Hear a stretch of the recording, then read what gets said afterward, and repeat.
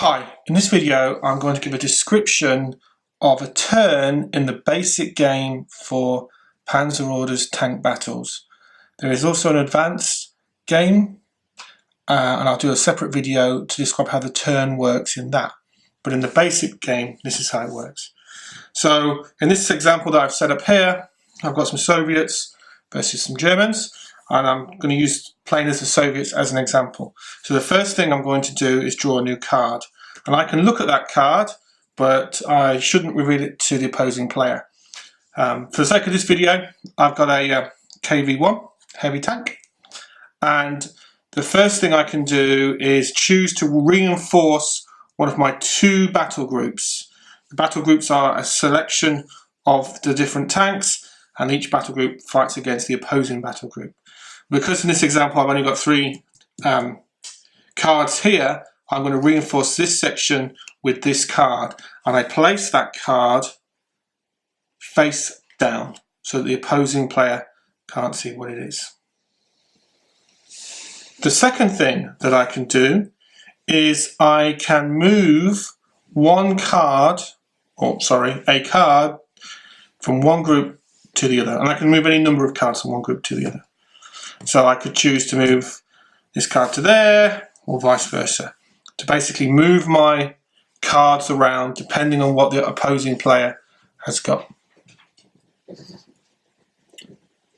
The other thing I can do is I can put any of these cards into a hold down position, which is a defensive position, and I simply rotate the card around 180 degrees to show that it's in a hold down position. And I would tell the opposing player, if you're in a hold down position like this one here, you cannot fire in combat. And combat is the next thing that I would choose to do. In combat, I declare my attacks and I roll the dice, and I'll explain exactly how combat works. So they're the stages of a turn in the basic game.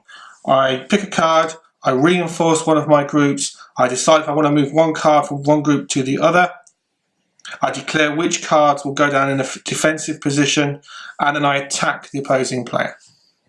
So combat, let's just use an example here. Let's use that example that we have actually. In this example here, this card's in a hold down position, so it can't engage in combat. These two cards can.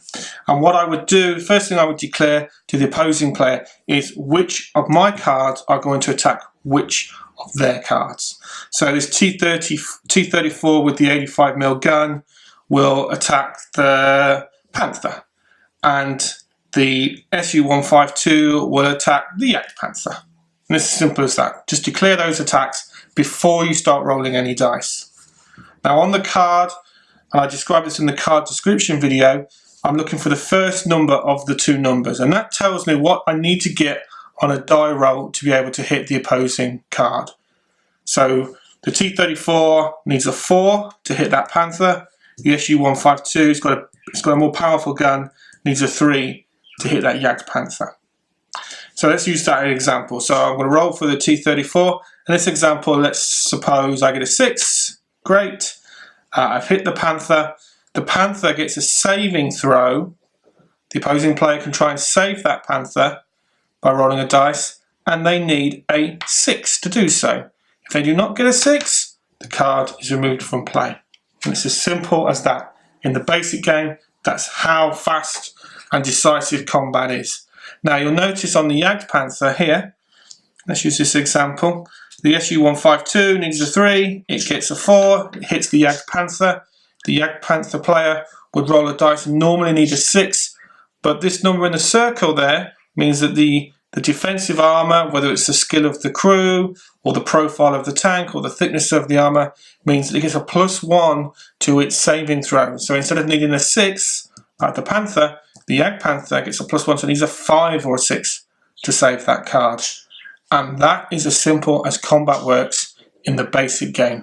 Very decisive. It's a lot of fun, blasting tanks at each other across the battle groups. Now, this group here can only attack that group. This group here can only attack that group. This group cannot attack that one, and vice versa. So you always attack the group opposite you.